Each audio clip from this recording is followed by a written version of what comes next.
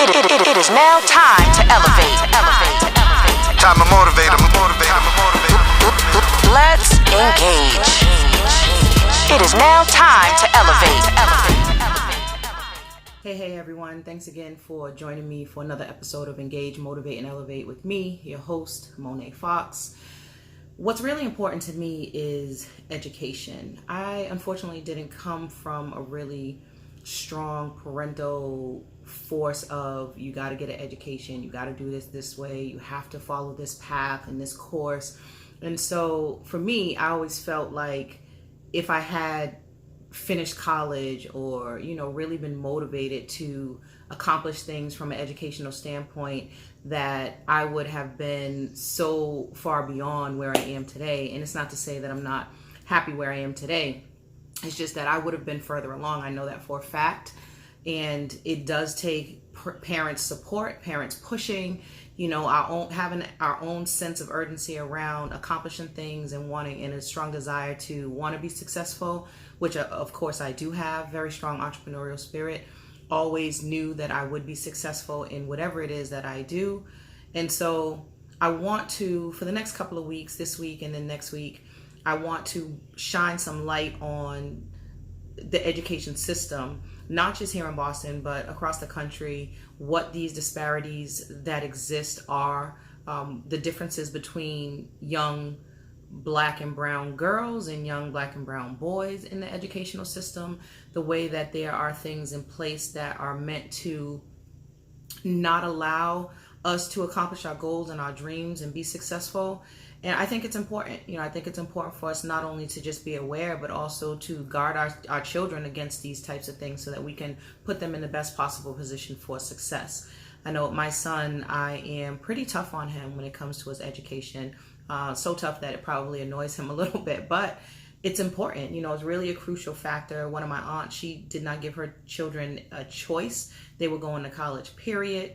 I have tons of cousins that attended Howard University out in DC and have been able to create great success stories within their home life, their family life, and their job opportunities. And so this is an important call to action for all parents out there working with children in school that are working to really help their children accomplish more, be successful, what types of foundations are needed in order to accomplish those things.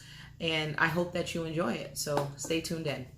Hey everyone, thanks so much for joining in. Again, this is another episode of Engage, Motivate, and Elevate with M.Ed Fox. I have someone very special with us here today, Akil Mondesir. Hey Akil. Hey, how you doing today? So good. Thanks so much for being on the show. Sorry we have to be doing this virtually, but these are the times. So thanks for having me. And chat in person. Yeah, thank you for having me. I appreciate this opportunity. Oh, no, of course. What is that? What are those letters on your shirt? What does that mean? What fraternity are you associated with? The Sigma Man. Say it one more time because you broke out a little bit. I just want to make sure. I'm sorry. So it's Phi Beta Sigma. Shout out to all of my Blue Phi guys out there. I appreciate you guys. Hey, Blue Phi. What's up, guys? All right. So did I say it right?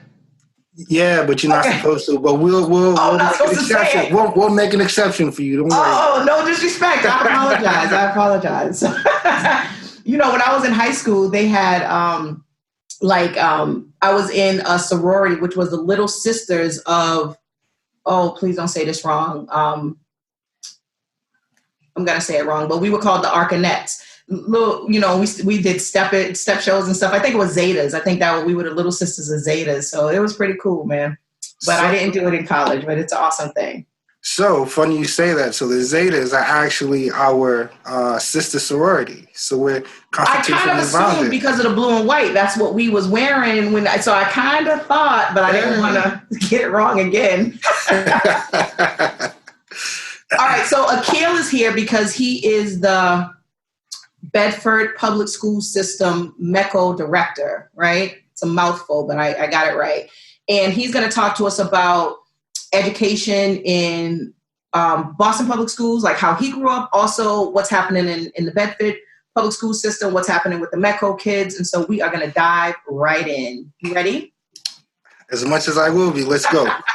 All right, so let's get started like we always do. Let's start off by talking about your background, some of your personal experiences, where you grew up, and especially what were some of the challenges that you faced and who kind of helped you navigate through those things in more of your adolescent phases. So I grew up in the heart of Roxbury, right up the street from Dudley Square. Born and raised in Warren Gardens. Both of my parents are from Trinidad and Tobago, so I spent a lot of my childhood years coming back and forth from Trinidad and Tobago. Spent my first 6 or 7 years there.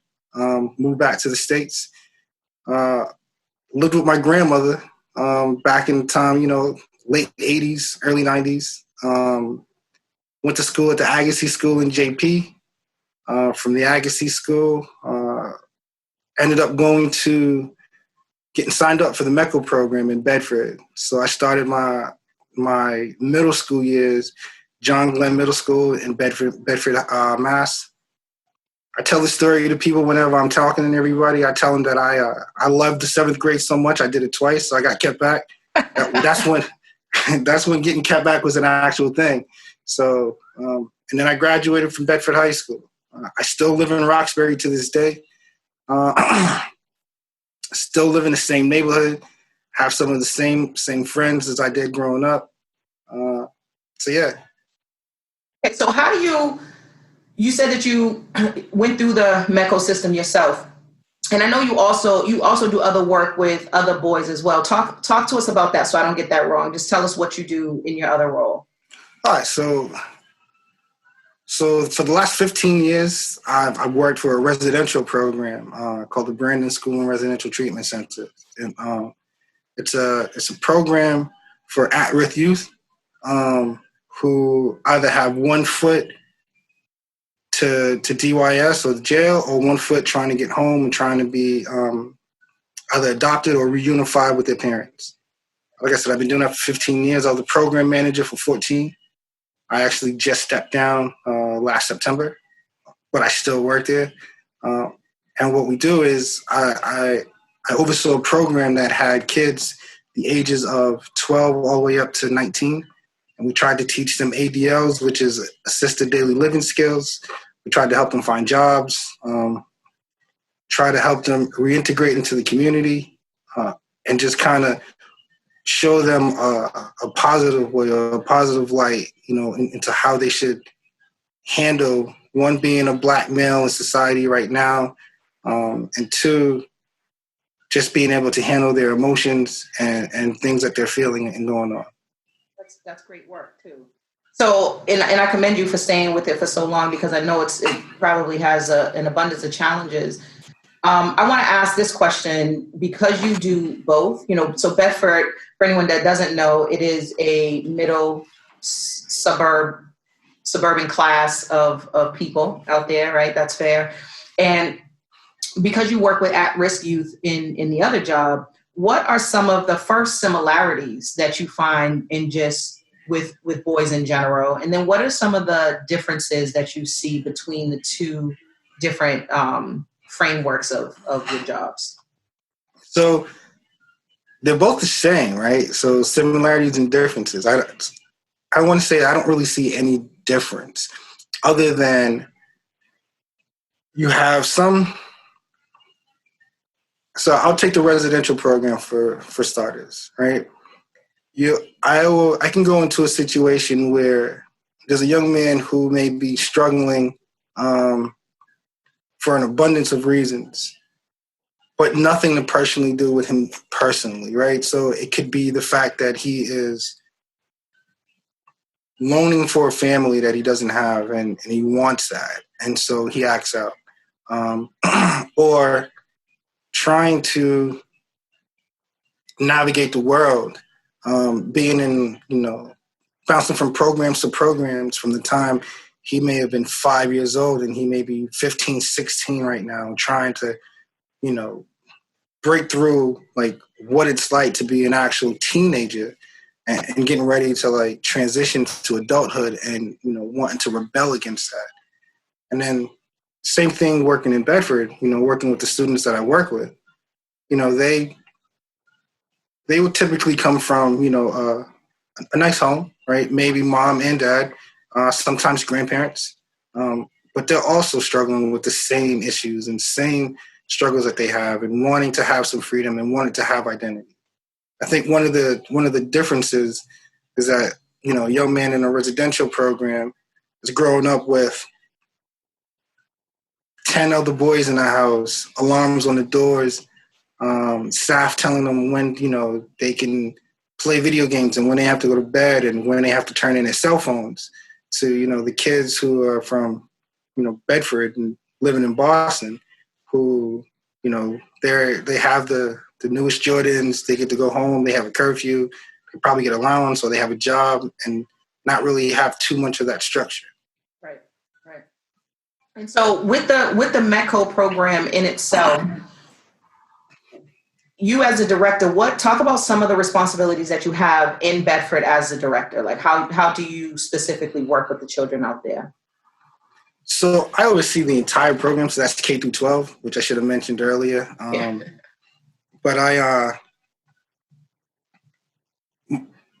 like to say that I am the bridge, the go-between between the parents, the students, and the teachers. So my responsibility is to ensure that the students are first and foremost feeling comfortable in Bedford. Because if you're not comfortable, then you're not going to learn. Second of all, once they're comfortable, I have to make sure that they are pushing themselves academically. Sometimes when you go to different districts and different suburbs and students, they leave Boston and they go to schools, sometimes they want to just sit in the back and just not make any noise, be seen but not heard. And I feel like my job is to push them to make sure that they're taking those high honor classes. I want them to be seen in the classroom, not just heard in the hallways, right? I want them to be visible with their scores in a classroom, but not just on a football field, visible on a football field or a basketball field. My responsibilities is for the parents is to ensure that if they have any question, if it has to be about disciplinary issues, IEPs, grades, attendance, because they're coming an hour away from where they live at times, I want to make sure that I am that person that the parents can call. And I always say, if I don't have the answer, if you give me some time, I'll get the answer. And even if the answer is, I don't know, give me some more time, I'll definitely find the answer for you. What do you think is the payoff for? Because in the MECO system, there's a great education, right? The curriculum is a little bit different than Boston Public Schools, a little bit more excelled, in my personal opinion, and you can confirm that if or not. But one of the things that I'm curious about is, what are some of the kind of stigmas for the children coming in? I've always heard like, oh, those are kids on the MECO kids, right? So there's still like some level of disparity, right? There's a level of, kids looking at them as those are the kids that are coming from Boston that need our school system, that, so there's kind of like a look down, for lack of a better term. Do you see any of that, or what do you say to someone that says that? So, yes, and I'll use me for an example, right? So when I went to school there, right, we were called the Boston students, right? And so being called the Boston students, I was one of those kids I was accepted when it came to playing basketball. I was accepted when it was to play, to run track. I was accepted when it was, okay to play football, but I wasn't accepted at times for when it was to be invited to like a friend's house, or invited to a party. And a lot of my friends, right, like if they wanted to date outside of their race, like God forbid, right, like there's no way, especially when I was growing up. I don't want to say you look a lot younger than me, but when I was growing up. But yeah, go ahead. Yeah. Right? Like that was taboo. Like it wasn't something that we could do. Now, fast forward now, right? I think with the acceptance of rap music, Jordan sneakers, basketball, right? I think now, especially for the males, they're more accepted socially in these districts, right? Not so much academically, right? And I think that is where the struggle lies. I've always, and I don't know if this is going to be one of your questions, but like for me, my biggest struggle has always been trying to figure out how to make the young women in my program be seen and be heard, right, and be accepted.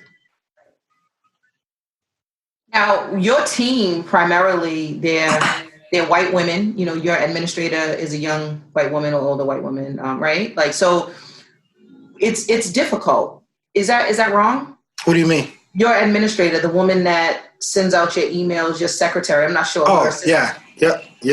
I'm not sure what to call her. She's your assistant. My admin assistant. Okay, your admin assistant. Okay, yeah. So, I guess what my question is, when you talk about the biggest struggle is for Black and brown boys and girls academically to be accepted, what types of programming, because it's kind of like you are a very small fish in a very large pond of people that are used to a certain curriculum, that are used to a certain standard. And because you teach K through 12, so in Bedford, they follow a specific curriculum. They do a 6-day program, very different from Boston Public Schools. And again, like I said, the curriculum is a little bit more advanced in my opinion. And so a kid coming into the Bedford program from Boston Public Schools, say in the 6th grade from middle school, some of the challenges that they face, not just, you said that socially they're more accepted, but on the academic level, what types of things are put in place to accommodate this, or is it just a hope that they are accommodated? So I'm going to speak for my district only, right? Because so what I've been able to do, and it's with the help of the superintendent, but also the medical directors that came before me, because I worked under 3 different medical directors in the town of Bedford in my time there. We've been able to implement a calculus project, which is a math program that we've kind of adopted, where we help students and we give them that extra time, that extra instructional time with teachers to kind of help them push themselves in math, right? So we've identified that math and science are the 2 courses that kind of get the kids to that upper level, right? And so it starts in the 7th grade, and students are able to then continue that from 7th grade all the way up to high school, in the hopes and the attempt that they'll be taking calculus by the time they're juniors or seniors.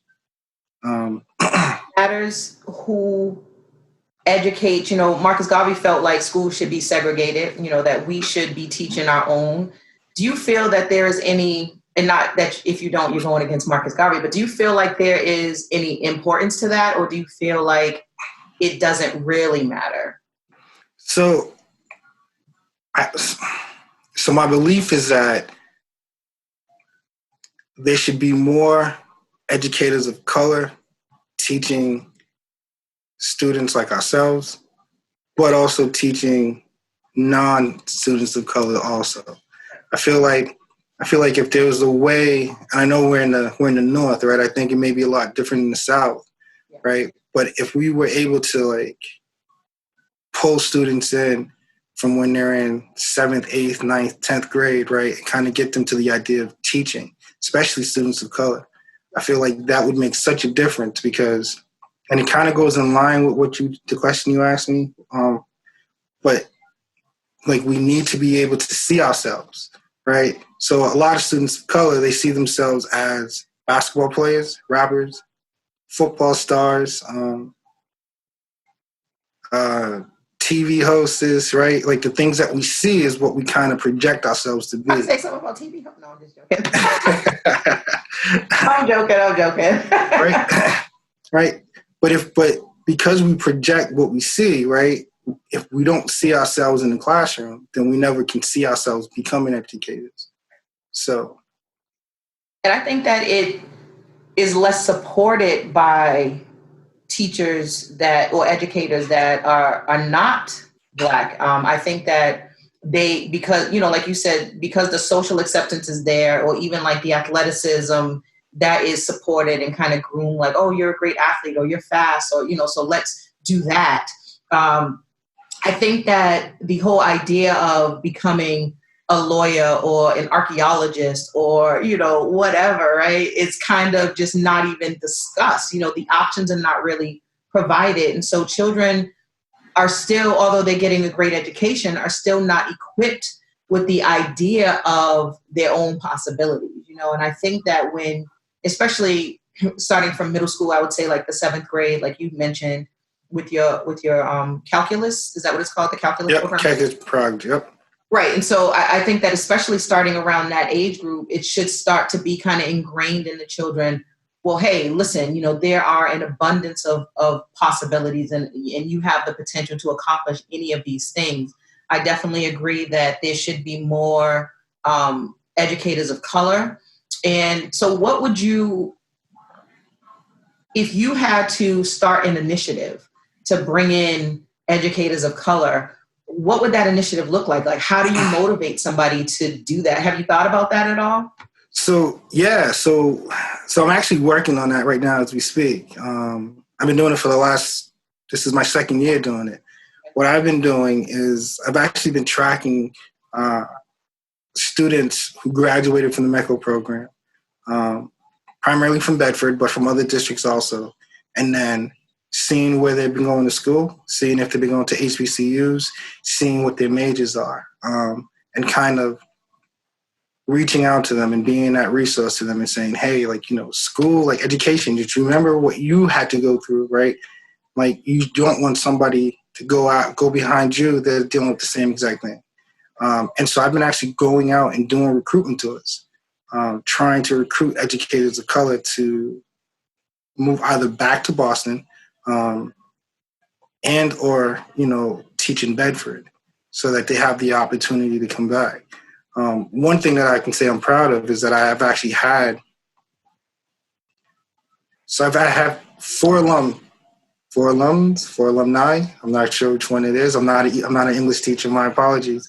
But four past graduates who is actually working in Bedford in the district. 2 of them actually graduated from Bedford. And then one of them is my assistant medical director, and she and her sister actually works in the district also. And they went to school in Concord, Carlisle, right? So I've been trying to, and then I've actually been reaching out to other students who are getting ready to graduate in different fields of education, right? And, you know, making sure that it's in line with like jobs that are going to be opening up when they graduate so they can come back to the district as well. Now, what made you get into education? I know we talked a little bit about your background already, but I want to just understand what your course was. I mean, I know you went to Bedford, but who was kind of your influence? Who was your motivation, or where did that whole desire to get into education spark? I absolutely disliked education. When I graduated from high school, I wanted to work with computers. I thought I was going to, you know, make millions of dollars, becoming the next, you know, I was gonna create the iPhone before it was even created. Things took a turn. One person I'll definitely say was my MECO director. You know, she was this like 4-foot lady who stood 8 feet tall. I was terrified of her.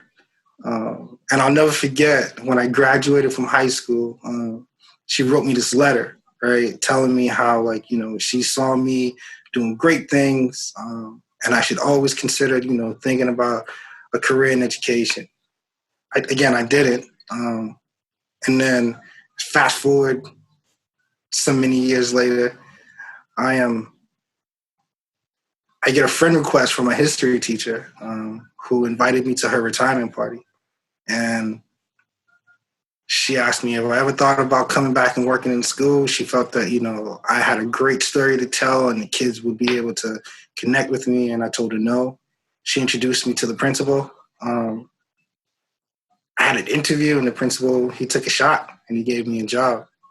And so I started there. And again, had no interest in ever becoming an educator, no interest in working in the school system, absolutely none. Like I said, I'm sorry. No, go ahead. I was going to say, I think that part of the issue, in my, opinion, around not feeling motivated to do certain things within the MECO construct or even in the town of Bedford is that a lot of the educators there, they don't understand the full level of disparities that some of these kids go through. There is not a real gauge for, if a child acts out and he's Black, then he's an aggressive child, not, oh, he's going through something at home. Whereas if a white kid acts out, then, oh, maybe something at home is going on, and I've always felt really uncomfortable with that, because the educators come from the same culture as the majority of those kids. And then the MECO kids are coming in. And for some reason, there's a disconnect and feeling like, well, there's things going on in everybody's household, or there are issues that every child faces. Like you said, there are a lot of similarities because we're all human. We all go through crap in our life, but there is a disconnect in the way that these Black kids are dealt with versus the way that these white kids are dealt with. And I believe that has a lot to do with the lack of education with the educators, right? I think that there should be a program for the educators that learn, one, we are all the same, right? And these are all children. They're all adolescents. They all go through puberty. They deal with different insecurities within themselves. They all deal with a pimple and a boy or a girl that they like. They all deal, it's just the same. We deal with the same types of problems, and maybe we don't cope the same. Maybe there is resiliency higher or lower with certain demographics, because they've had to deal with more things, right?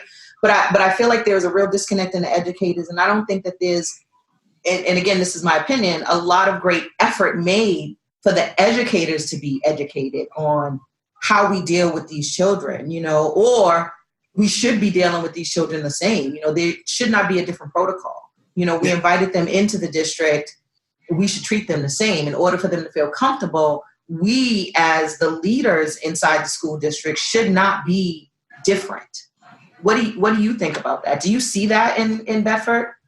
So, I see it all over the place, right? And so your point is valid. I don't disagree with you at all. And I think one of the steps that need to start, or one of the steps that are starting to happen, right, is that now you see more so you having these professional developments, right, and kind of talks about the classes that you were referring to. But I think that we need to have more of that, because exactly like you said, if there's a group of girls of color, right, in the hallway and they're being loud, right, the teacher's going to come out and automatically assume that they're fighting, not that they're laughing at a joke or laughing at something they saw, right?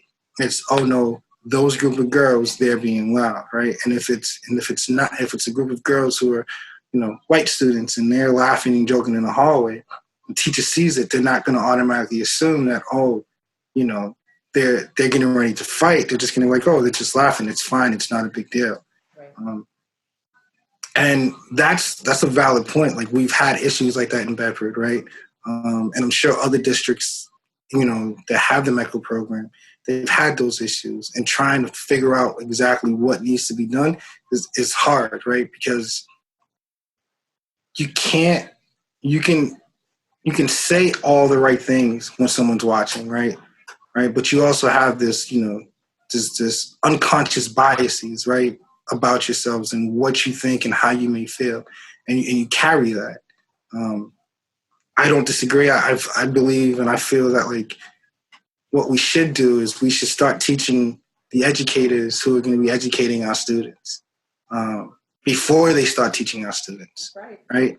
So that they have an understanding of, like, what it's like to actually teach a student of color, or what it may be like to be a student of color coming from, a predominantly black neighborhood to like a predominantly white neighborhood, and what that's going to feel like, you know. And I think that although socially they are more accepted, I still believe that there is a level of isolation because, they can't just go after school and hang out with their friends from school, because they got to catch a bus. They got to get back to Boston. And if their parents are either working or don't have transportation, then they can't ever go and hang out with their friends from school because there's no way for them to get home, And so I think that there's a lot of that social piece of it that is missing. And I think that it is as important, if not more important than even the academic piece, because that social piece of it, that social acceptance, that social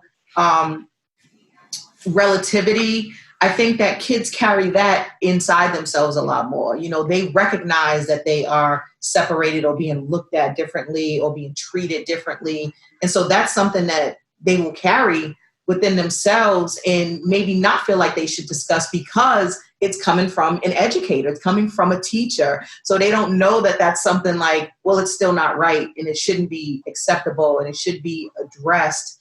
And one thing I will do is commend Bedford. I think that school district, and I can't speak to a lot of them, but I do know Bedford does make great strides to have discussions around racism and what it looks like and, the culture of that, and to really condemn anybody that tries to promote that in any way. I know that there's been a couple of instances out there where it's really just been condemned and the town has kind of gathered together and said, hey, this is not, an okay standard and not acceptable.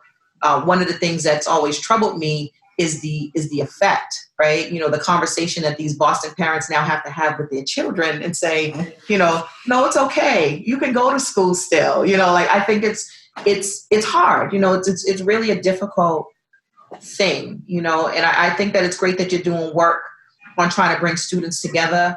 I would also try to develop some level of the curriculum for what these educators should understand, really letting them understand not just your experience, but what you've experienced with some of the children that you work with in the program, because I'm sure it's not all just great. I'm sure they come and they talk to you, or their parents will talk to you about some of the disparities that they've had to face in the school districts. And I feel having something formalized and saying, hey, this is what this child went through.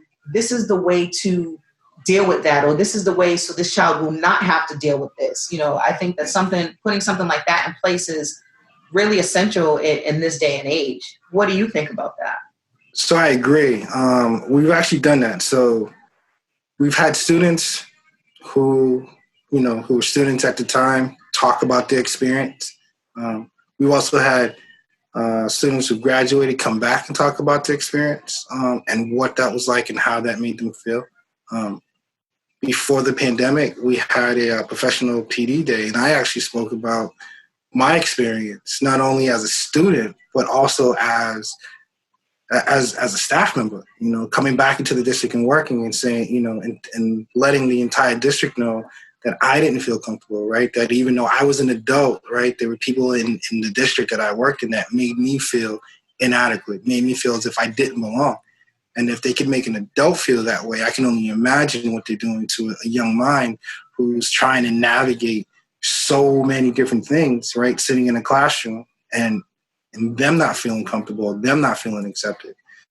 I totally agree with you.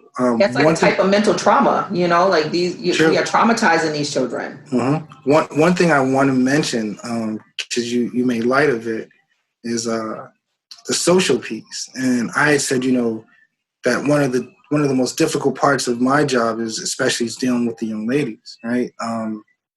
So about 7 years now, right? I think 6 or 7 years now, I had this group of young ladies. They were, I want to say about 7 young ladies.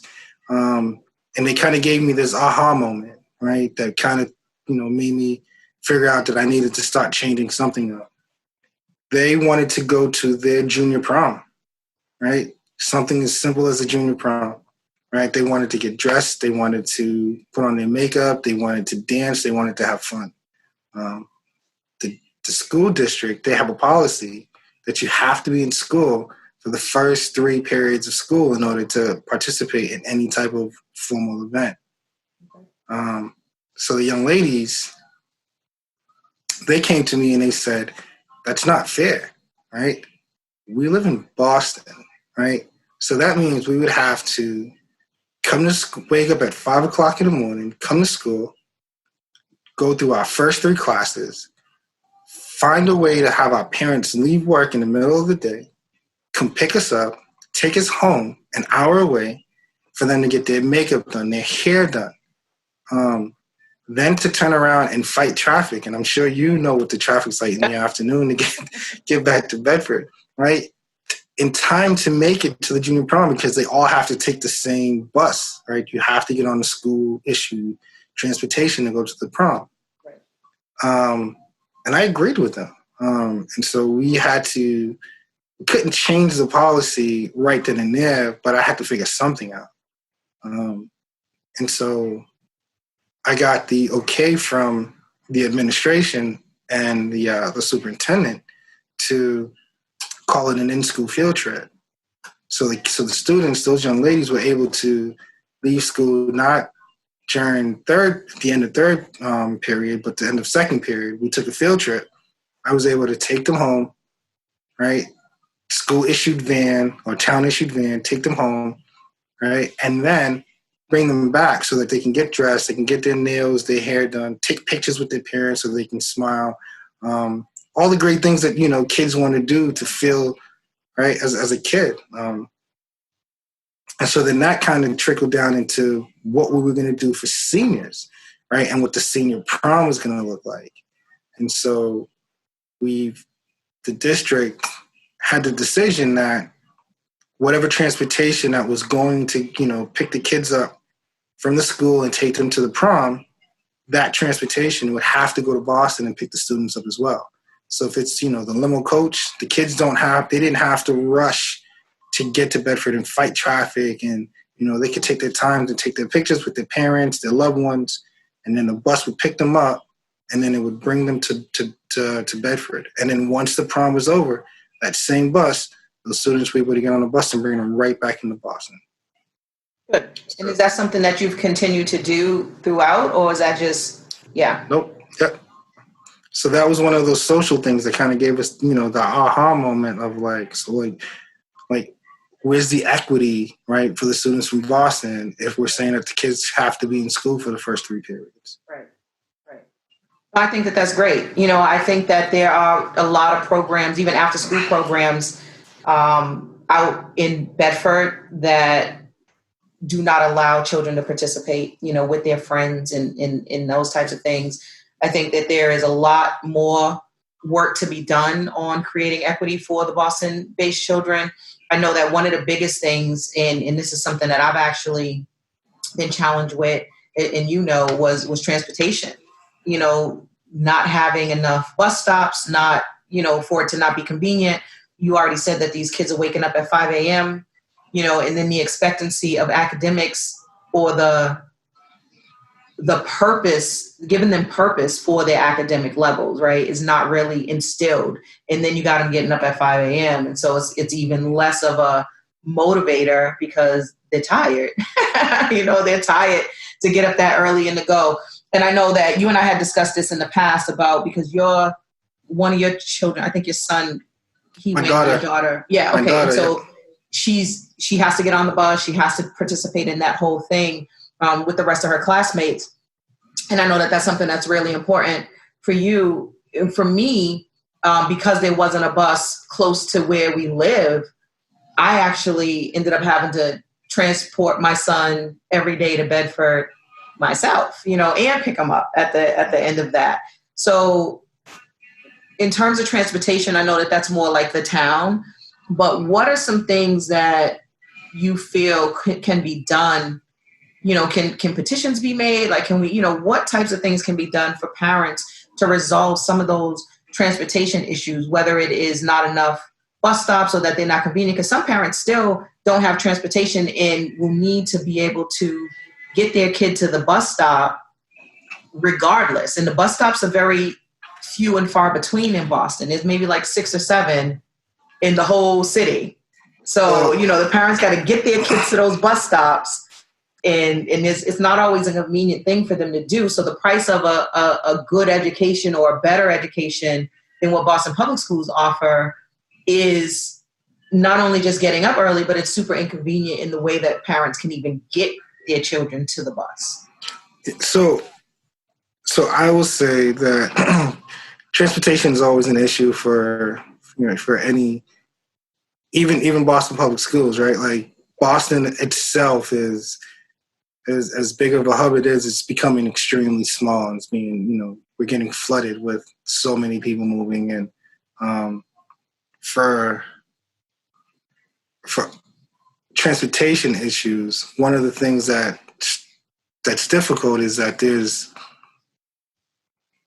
the buses have to be able to kind of maneuver on main roads, right? And there's a time frame to get you from one stop to another stop to the school, because the buses are constantly being used. And I'll be honest with you, if you have a couple of $1 million, somewhere in your house, you and I could start a bus company, and we would be. I had a couple $1 million in my house. My son would not be going to that school. I tell you that. The whole situation would be different. But right, and so that's always been the difficult piece as far as trying to add stops, or how do we petition to add more stops. I wish I had the answer for that. Parents would probably love me if I can give them the answer right now, but yeah. I'm not sure. Right? It's like I said, it's so difficult because the buses school starts at a certain time. The buses have certain routes. Those drivers have other routes after us. And so it's kind of like this domino effect. Like if one is late, then somebody else is late, then somebody else is late. So maybe the solution is just starting school a little bit later. That simple, rather than having the buses scramble in the morning to meet a time, right? Maybe starting school an hour later, and letting the kids get out an hour later could be the solution. So they did a research on that a couple of years ago. But what they found is that with the buses from Boston that go to these suburban towns, the earlier that the buses are able to get through Boston, because they're either on 128, 93, right, that traffic, right, they beat the traffic going and coming. And we've actually started school, and don't quote me on this, but I'm almost sure we started school later, because there was a study done saying that students learn, right? So school was pushed back, I think like 20 or 25 minutes later, like a later start.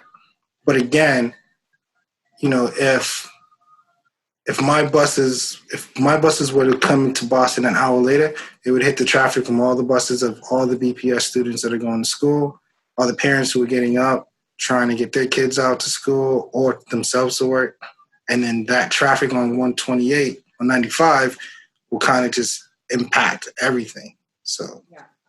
My solution for the traffic is to create a single bus lane, right? The same way that they do on the, right? Because it just sucks to me that the disparity has to be on these kids coming from Boston, like just period. It's like, well, there's nothing much we can do, so the kids just have to suffer in that way. There's not really a lot that the town is willing to do because of the traffic patterns. And so it's like, well, how do we, we understand all these problems, we understand each step of the problem. So how do we create solutions each step of the way, so that these kids feel more comfortable getting into school at a reasonable time, learn, being ready to be social and be active and be engaged in their schoolwork. Because I think, like I said, I think they're just sometimes just straight up just tired, and I save my son maybe an hour and a half every morning. Instead of getting up at 4:30, he gets up at 6, because I drive him. But that's a major inconvenience, not just to my own time, but it's a wear and tear on my car. It's just it's a total inconvenience, right? Yeah. And what I hear, and we talked about this a little bit before, from a lot of the teachers is they pacify parents. Oh, you're such a great parent. You love your son so much. Like, and I think it's funny when I hear stuff like that. from some of these teachers, because it almost feels like the expectation is that I shouldn't love my son so much, or that most parents don't love their kids so much that they would do this thing, right? But if you want your child to succeed, you want your child to have an education, most parents that I know, Black and brown, do want that, and maybe they don't have the means, or maybe maybe their job starts at a time that's inconvenient for them to be able to do something like that. And so there's all different types of scenarios that would not allow a parent to be able to do the things that I do with my son, taking him back and forth. But I feel like it still should be some level of an accommodation.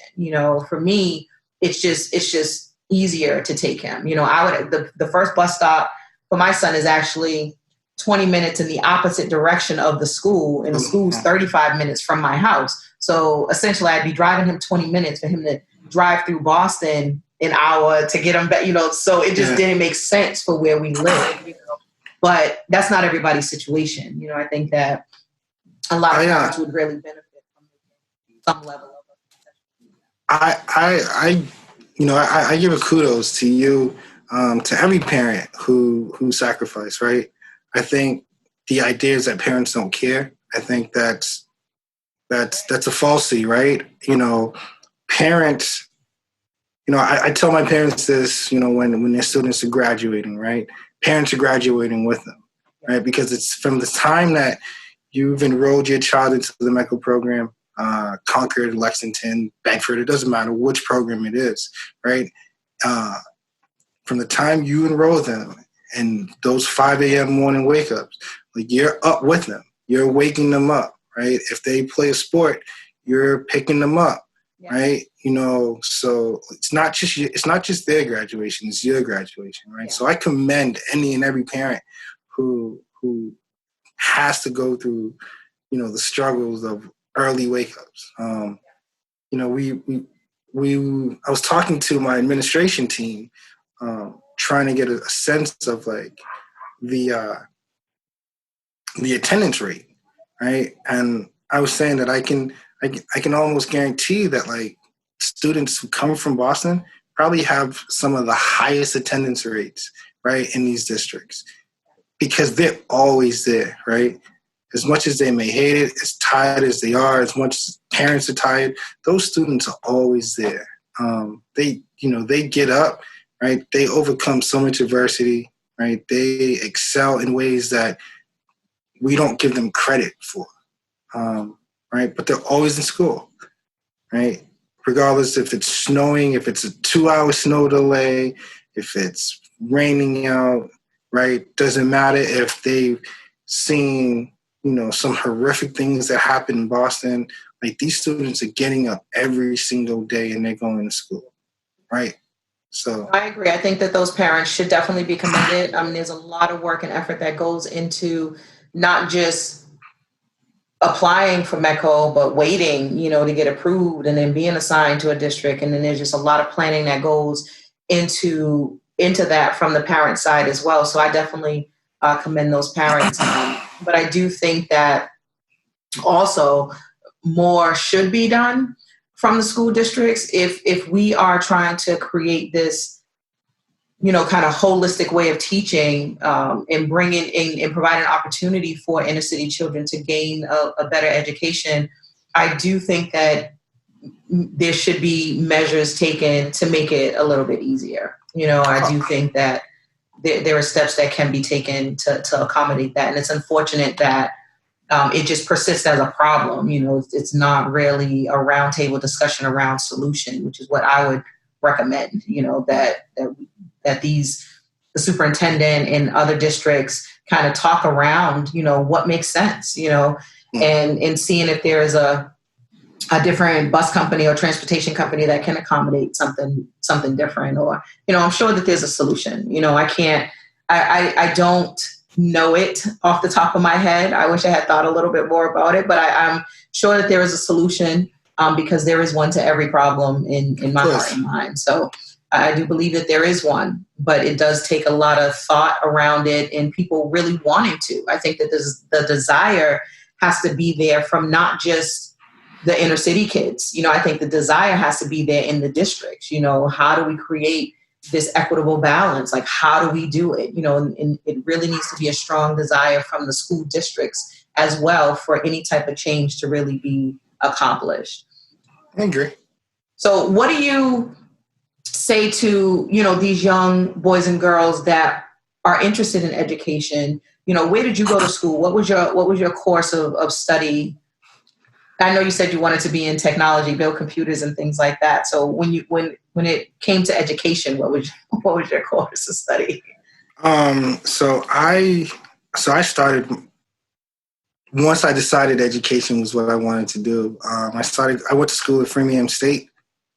Then from Framingham State, I got my master's at Cambridge College. Graduated with a master's in education and leadership.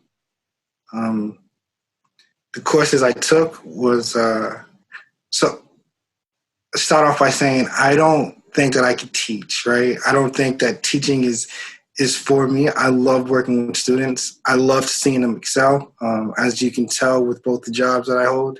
Yeah. So I did administration and leadership because I wanted to start to make a change, a difference in the overall arcing of what schools look like for students of color. Yeah. So, so that's, those are the classes, those are the schools that I went to. What would you recommend for parents who have small children or school-age children? What is the process for those that don't know to get their child signed up for the MECO program? What do they need to do? So the process has actually changed from what it once was. So even, and you're a new parent to the district. So the process that you went through is totally different than the process that it is now. Everything's online. All parents have to do is log on to the MECO Inc.'s website.